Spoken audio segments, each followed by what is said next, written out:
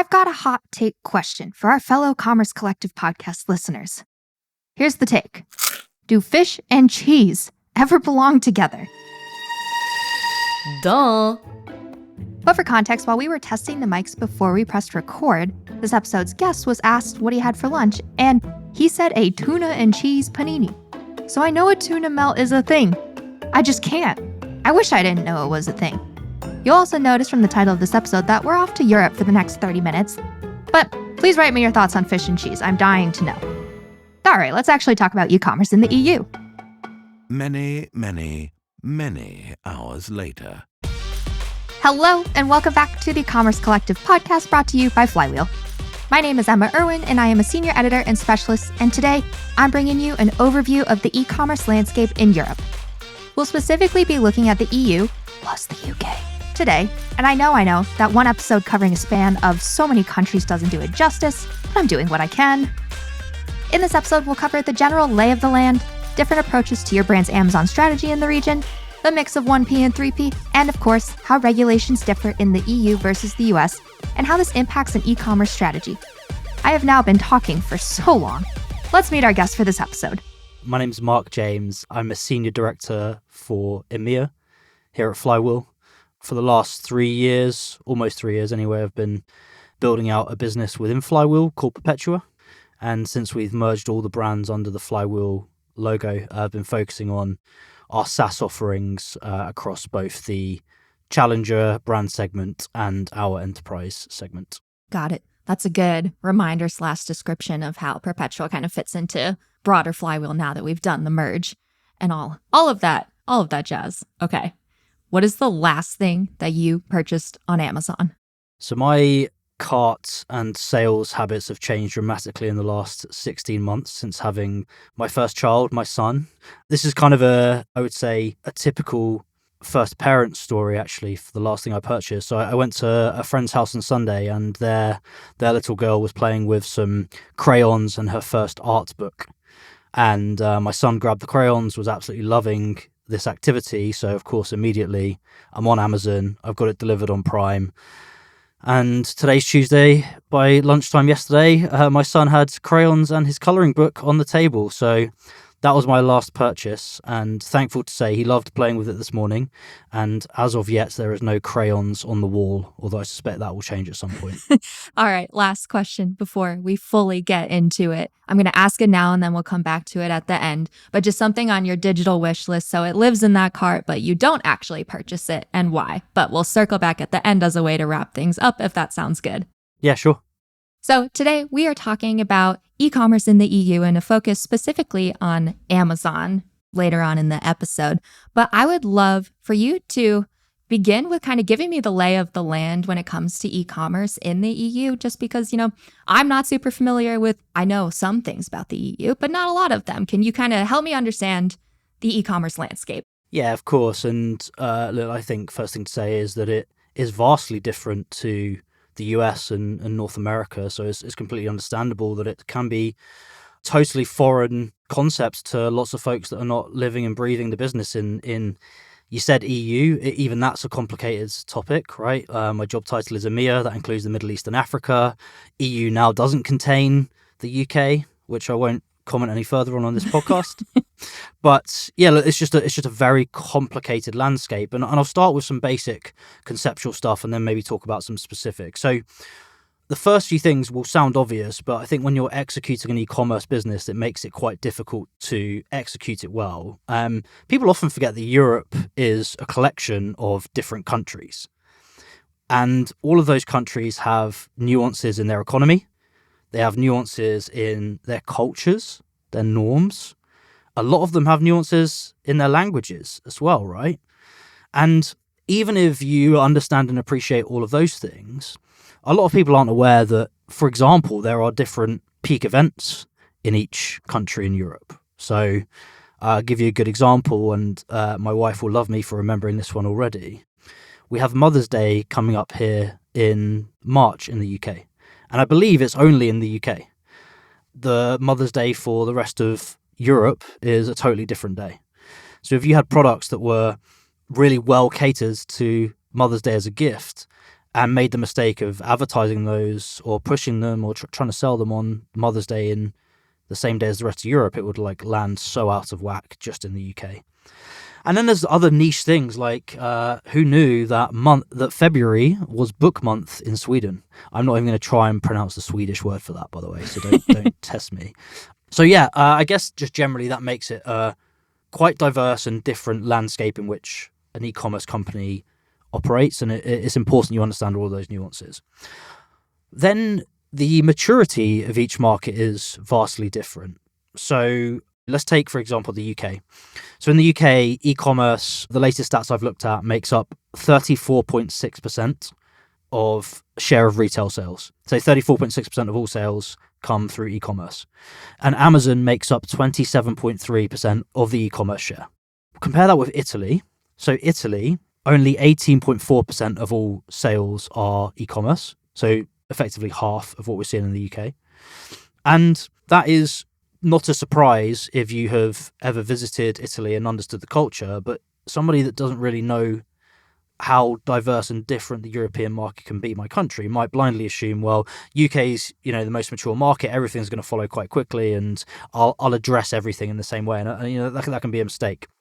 And also things like the geography have a big impact too. Like the north of Italy, geographically, is completely different to the south of Italy.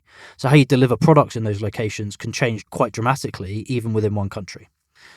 So I know this is a long answer to your question, but there is loads to it. The other thing that many will not appreciate unless you've tried to really be active in the European market is there are often strong incumbents markets that exist and are still to this day massively outselling Amazon. So good example, Bol.com. Have you ever heard of Bol.com? So Bol.com is, let's call it a close competitor to Amazon, and it's in the Netherlands. They also sell products cross-border to some other countries, but they're from the Netherlands. It's approximately 3 times the size of Amazon today in terms of traffic. And there's actually a second marketplace in the Netherlands called Marktplaats, which is almost double the size of Amazon. So like Amazon has 2 big competitors to even outmaneuver before they can start thinking about market dominance in the Netherlands. And Poland, here's another one. Poland, so Allegro, which people call like the Amazon of Poland, today is 15 times more traffic than Amazon does today. And that's after Amazon being in the market for, a good couple of years now. So they're really struggling to outcompete these incumbent marketplaces that have established a presence and have become dominant really early on. The final thing I'll talk about is the complexities of operating in each of these markets. The tax rules, the VAT rules, the shipping policies. Okay, granted, in the EU, which, again, doesn't encompass all of the region, but the EU, yes, there are laws and things that are applicable across all those countries, but there are some nuances. And then, of course, when you consider the UK as part of your EU5 strategy, as a lot of customers tell us, the rules are completely different now that we're out of the EU.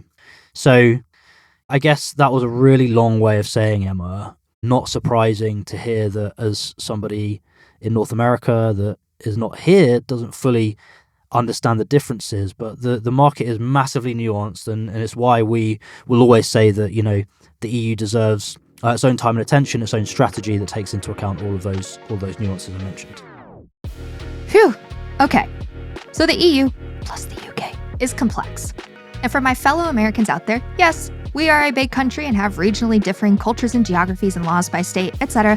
But we are still one country, and it's worth our time to let our European colleagues shine here. Next up, I was curious in trying to determine the size of the opportunity that exists for brands on Amazon, if it is even possible to make such a broad statement or conclusion based on everything we just discussed. I don't think you can make that broad of a statement when you look at it regionally.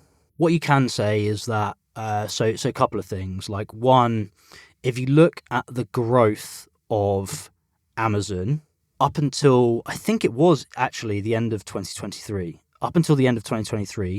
the growth rate that you saw in North America was outpacing Europe. So Europe was still growing, but North American growth for Amazon was outpacing European growth. Just this year, that space massively converged, and many forecasts that you read will actually say that 2024 will be the first year that the growth of Amazon in Europe will outpace the growth in North America. partly to do with market maturity, partly to do with, established customer base in North America and nascency in Europe. But like, I think that it would be a mistake for anybody to say that it should not be a large part of your strategy to be considering Amazon. That being said, when we talk about Amazon being a consideration in your strategy, I think that there's really, and I'm gonna, for the sake of simplicity, bucket this into like two buckets, which may or may not be right, but for the purpose of listeners and education, hopefully it makes sense. It depends on whether you're saying taking Amazon as a strategy to be really active or passive. And when I mean active, I mean, going really all in, trying to figure out like how this plays a big part in the overall commerce strategy. What kind of products do I want to sell on the Amazon platform? What else do I want to use the data for, etc.? Or passive being, I know there's an audience there. I probably need to do some brand protection. I need it for consumer research, these types of things. And so, again, I wouldn't say that there's necessarily a right or wrong there, depending on which market you're in, what your products are, etc., etc. But I think it would be a mistake to not consider Amazon as a big part of a passive or active strategy when considering Europe, even if it isn't the biggest marketplace in the market today. And of course, remember, in every marketplace in which Amazon has gone on to dominate, at some point it wasn't the dominant force, right?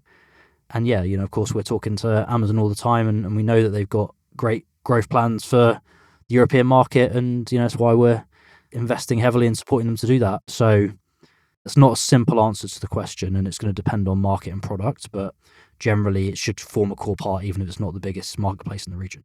Can you give me like a specific example of maybe determining, you can like make up a product or a market or something, but in which it would make sense to go active versus passive? Just a little bit more concrete of an example. Yeah, for sure. I mean, we'll go back to my example earlier of the types of products that I'm purchasing right now, and I'm one of many in the kind of kids, toys type category. Think about it through this lens. What are the product types in which people are looking for things really fast that solve immediate problems that are generally a low-ish price point? So I know that differs depending on who, whatever the audience is and so forth, but like generally not a luxury product, something that's affordable to most people in their daily income. Those are the types of products that, generally speaking, across the population in most geographies in Europe, people are looking for to get at their fingertips, and note are historically sold in, like vertical specific stores or niche stores. Like you go to the toy store for that type of thing, which might not be accessible. I mean, for me, the nearest toy store would be a 15, 20-minute drive away. So that type of thing, I think it's like it's an absolute must. The audience is there.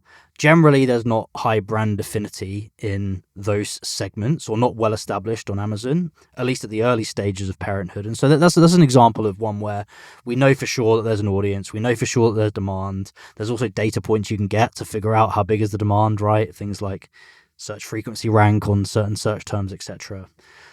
I think that makes sense to that type of product to go all in on. It's an interesting one on going passive, though, because I've got two examples in my mind. So the obvious one, I'm going to go in the luxury segment, luxury fashion, luxury items that are generally a high price point, that take a lot of consideration, a lot of research, and most importantly, have extremely high brand affinity. I don't think it's important right now to go all in on Amazon on those types of products. Makes sense to be passive. I think that you're going to find that there are potentially people trying to sell those products on Amazon, for one.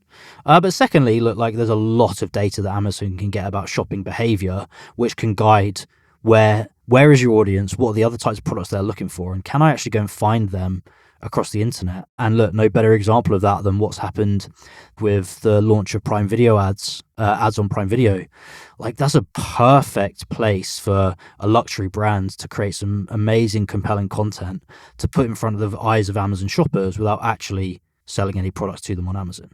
So that would probably be a more passive strategy, I would say, that makes sense. All right, let's shift gears here a wee bit. It's always interesting to look at the split of 1P to 3P across large marketplaces region by region, and we focus on this here and there on the podcast before, but mostly regarding North America or APAC. So I asked Mark to tell me about what this looks like in the EU. I think like one thing that is absolutely certain is that the growth in 3P has outpaced the growth in 1P, and it really differs by market, but a broad stat across Europe is that we see about 60% of sales now coming from 3P. And that's been growing. So seeing a shift there. We're also seeing more historically 1P brands move to hybrid. So doing a bit of both. Why that's the case, there can be lots of reasons. I think cost pressures have been one. Difficulty forecasting and difficulty with inventory. We've been massively impacted by lots of socioeconomic pieces around us, right through from difficulties in shipping and closing off canals to allow transport through to things like, the war in Ukraine, etc. All of these things play a massive impact to the supply chain. Has made it very, very difficult to forecast, which has meant a lot of them have not been able to fulfill their POs. And yeah, there's obviously that trickle down nightmare effect on the relationship with Amazon as a vendor. So I think that's led to a lot more considering, like, is it a smarter strategy to have a blend and double down on 1P in some parts of our business whilst push 3P on others? So it's a quite changing landscape. I would say that, increasingly we're talking about like hybrid rather than one or the other. Of course, that's not true in every segment of the market. When we look at I'm just going to call it the challenger segment because it's easier, but the Amazon native brands or the fast growing brands that are like really looking to grow and eventually move up market, I think they are still predominantly doubling down on 3P. And they're doing that and trying to put more focus on D2C, and that's their area of diversification rather than blending 1P and 3P with Amazon. So that's kind of the, as you called it earlier, a bit of the lay of the land or how I see it at the moment. One big difference to North America is Amazon's making a real conscious effort to make it easier for sellers, and particular 3P sellers, to sell more quickly and easily across the EU. So an example of this is a program they called EEA, which stands for European E-commerce Accelerator. And just to give you the high level pitch, it's basically the idea that in a few clicks through your Seller Central account, you can go from selling your products today in Germany to effectively all markets in Europe and rely on Amazon to do all of the legwork in obviously the fulfillment, the regulations in the market, making sure the product's good to be sold there, etc. So that the seller doesn't have to do any work. And that's a massively attractive proposition, right? If you're like, I really want to grow my business, the only way I can do that EEA program is by going 3P, going the seller route. If I'm early stages on Amazon and it's not a massive focus for me today because it's not huge in the market, although I think it's growing and I want to place a bet there, the easiest way to do it is to go 3P, and the easiest way to do it is plug into programs like the EEA. Okay, now that we've learned the general lay of the land, we've touched on active versus passive approaches on Amazon, we've covered 1P versus 3P and all of the nuances there. Lo and behold, let's talk about regulation. You are probably already quite aware that government regulation impacts e-commerce and business in general differently in the EU than it does over here in the US. Now, I'm no legal aficionado, although I do feel like I'd be great at closing speeches as a lawyer. But let's turn it back to Mark to tell us a bit about this major element of operating within the EU market. Yeah, I can't believe we've got so close to the end of this podcast and haven't even talked about this topic yet. And I'm shocked I've got this far without saying the dreaded 4 letters, GDPR. Yep. Look, it's a massive topic. It's also massively complex because there's lots of parts to this. There's lots of different regulation. And given Amazon has such a vast business and is involved in so many different markets and I don't just mean geographies, right? And what they're doing, their exposure to the policies and the laws is far greater than most other companies. So I won't do justice, and nor am I a legal and compliance specialist, so I'm not going to go too deep into everything that goes on there. But first things first, yes, you're absolutely right. There's legislation all across Europe, whether it's in the EU, the UK, in individual countries, that are nuances that Amazon and other large e-commerce companies need to be aware of when trying to build out their business. The most famous ones that are particularly relevant for Amazon today, I'm going to talk about 3 of them very quickly. So first one is GDPR. And there might be listeners that aren't super familiar with what GDPR is. So let me just give you the 1 second view on it. So it was a law designed, it's an EU law designed to they describe it as harmonizing data privacy laws across all of its member countries. And it's basically designed to protect data rights to individuals. So it was essentially created to alter how businesses, and it's not just businesses actually, any other organization, handles the information, private information of the individual. So this is as relevant actually for Amazon as it is you or I. Like I under GDPR, I can't share information about another individual without their consent.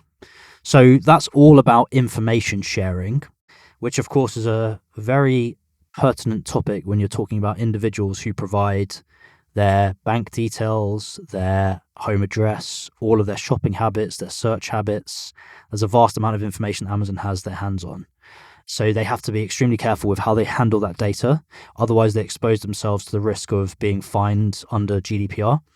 And the fines under GDPR are not small. So they can be as high, depending on your breach, but as high as 4% of company turnover, like global turnover. I'm not talking about EU turnover, global turnover.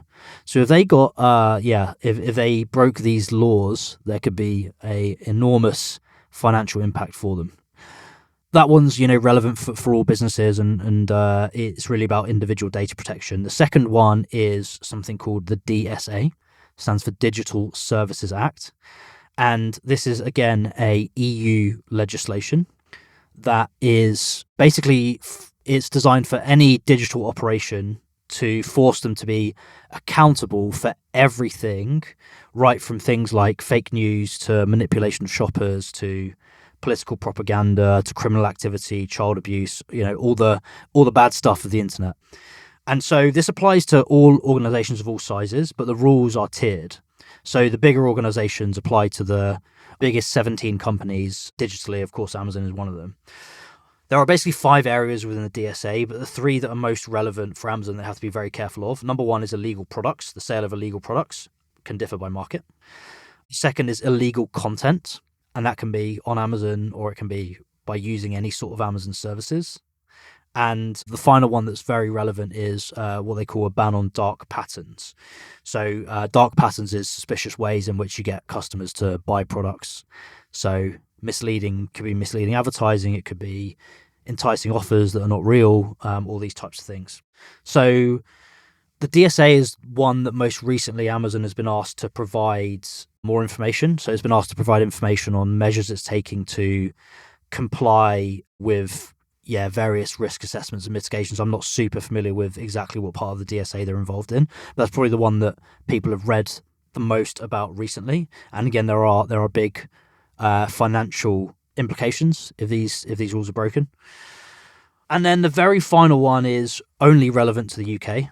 Again, this is a typical sign of how complex it all is across Europe with different rules and regulations. But it's called the DMCC, acronym after acronym, isn't it? But this stands for Digital Markets, Customers and Competition Bill, which is being passed in the UK through the UK Parliament.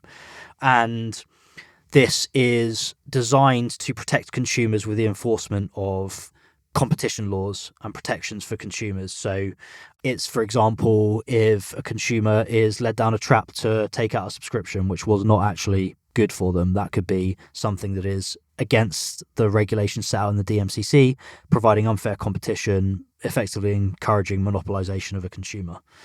And it could also be things like fake reviews, anything that is in the interests of creating unfair competition and misleading a consumer.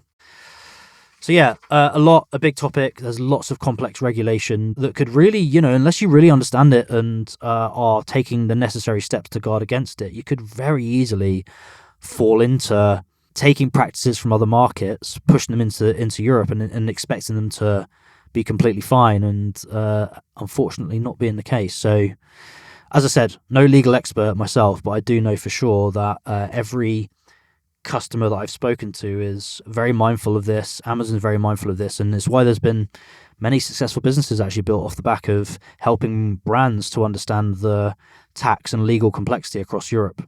By the way, it actually is not just the laws. There are things in cultural practice that cause changes to business that people need to be aware of. So I'm going to give you one quick example. Carrefour, anyone not familiar, massive supermarket in Europe, based out of France. They just pulled all of PepsiCo's products from their shelves. Why? because it was against big price rises on their products that they didn't want to pass on to consumers.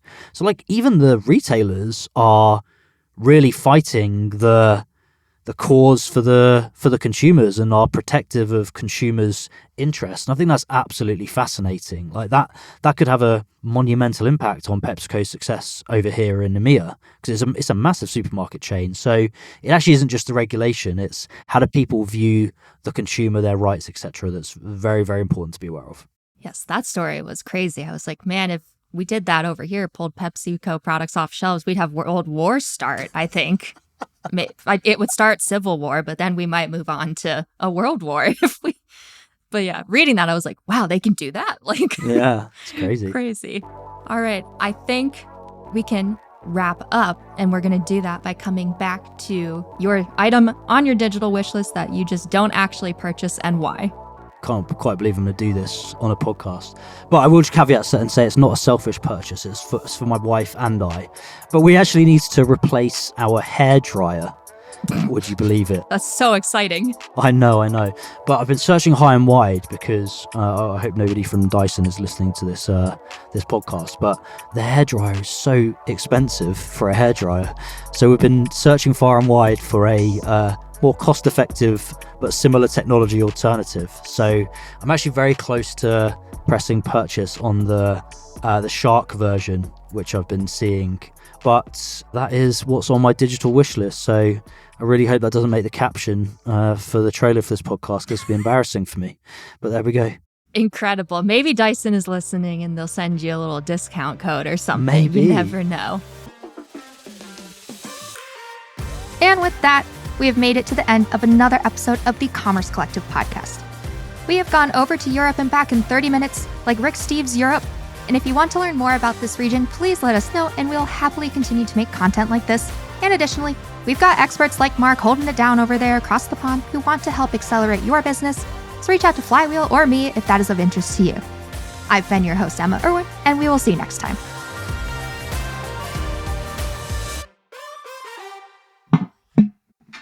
I can hear some buzz in the microphone. I wonder if it's because all the cords are tangled. Oh no, I've made it worse. Okay, maybe that will do.